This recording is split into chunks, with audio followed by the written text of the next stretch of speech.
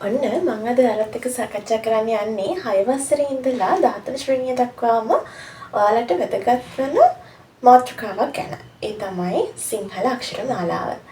සිංහල අක්ෂර මාලාව කියලා කියන්නේ මොකක්ද? සිංහල අක්ෂර මාලාව කියලා කියන්නේ ලේඛනයේදී අපි පාවිච්චි කරන සංකේතවල එකතුව.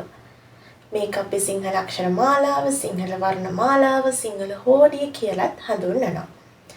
මේ සිංහල අක්ෂර මාලාවට මුලින්ම හඳුන්වලා දීලා තියෙන සිදත් සංගරාවේ මේ මිශ්‍ර සිංහල හෝඩිය කියලා කියනවා. මිශ්‍ර සිංහල හෝඩියේ සියලුම අක්ෂර 30යි. ඒ ස්වර 10කුත් ගතකුරු 20කුත් විදිහට. හැබැයි වර්තමාන සිංහල අක්ෂර මාලාවේ අක්ෂරයන් 60ක් තියෙනවා. ඒවා ප්‍රධාන වශයෙන් කොටස් දෙකකට බෙදනවා. එකක් ස්වර අනිත් එක ව්‍යංජන. ස්වර 18කුත් ව්‍යංජන 42කුත් තියෙනවා. ස්වරවලට කියනවා තමයි පණකුරු ප්‍රාණාක්ෂර කියලා. පණකුරු කියලා කියන්නේ ඒ කියන්නේ පණකුරු ප්‍රාණාක්ෂරය තනියම උච්චාරණය කරන්න පුළුවන්. ඒ නිසා තමයි අපි මේවට පණකුරු සහ ප්‍රාණාක්ෂර කියලා කියන්නේ.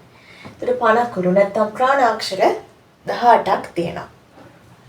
ඒ කෙටිසර, දික්සර සහ සංයුක්ත සර කියලා.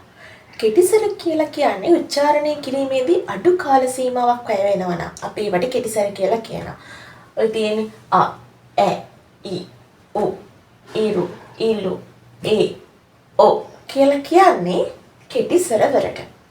ඊළඟට දික්සර ආ, ඈ, ඊ, ඌ, ඊරු, ඉලු, ඒ, ඔ කියලා කියන්නේ දික්සර වලට.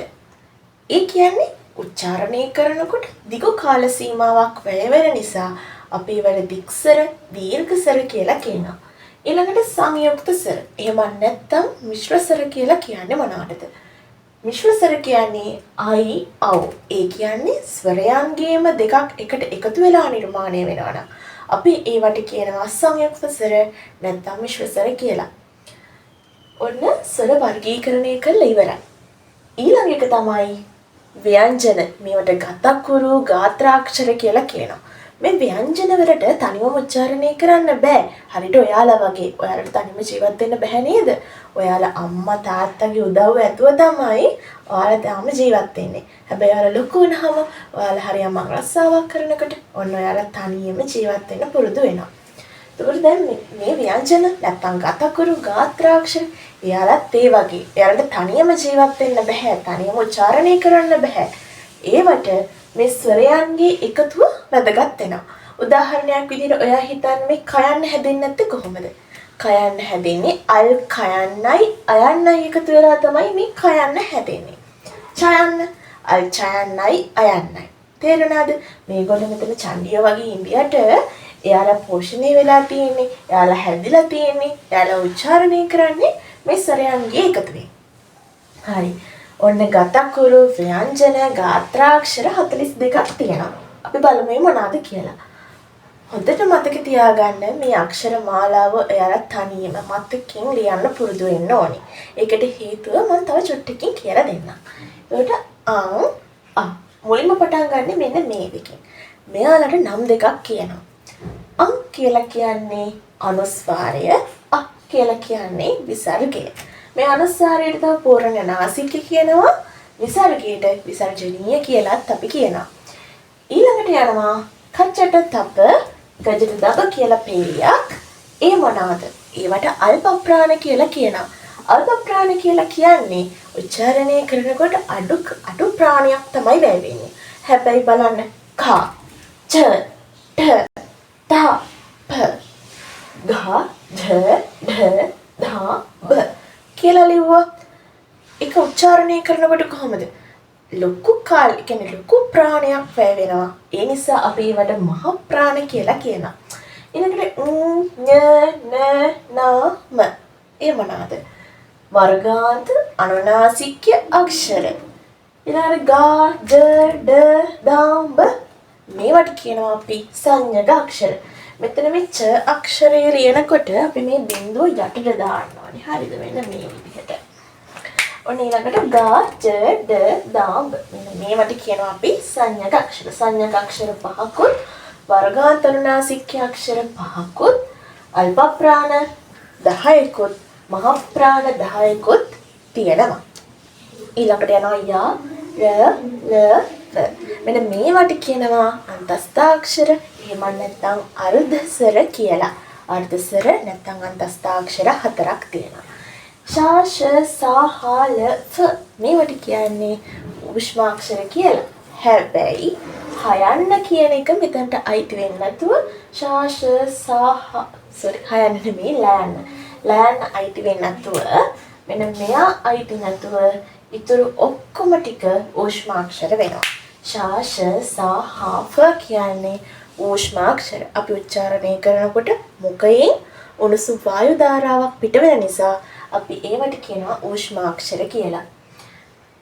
ඊළඟට දැන් මේ මම කියවනේ දැන් මේකේ තව වර්ග කරන්න පුළුවන්. මේ ව්‍යංජන කොටස තව වර්ග කරනවා.